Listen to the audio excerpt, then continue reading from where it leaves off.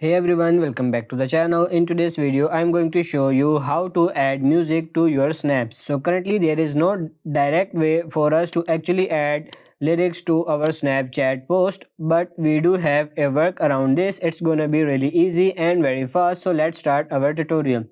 So for this you just have to open your Google and any browser and you have to type the lyrics of any song you want to add, then tap on this image option, and when you are here you just have to open. Let's say these are the lyrics I want to share. So what I have to do is I just have to download the image like this, and when the image is downloaded you just have to go to your Snapchat application. On the Snapchat you just need the photo you just taken. Just click on the add photo and just add the photo that you recently took. So from here you just need to click on the down arrow. So you just have to tap on this music icon, and then you can select the song you select the lyrics of, and when you are done you just have to tap on this check icon and your song will be played like this. So you can place it anywhere of your post like this. So that's pretty much it for this video. I hope this video was helpful. If it is, like it and subscribe to the channel. Thank you.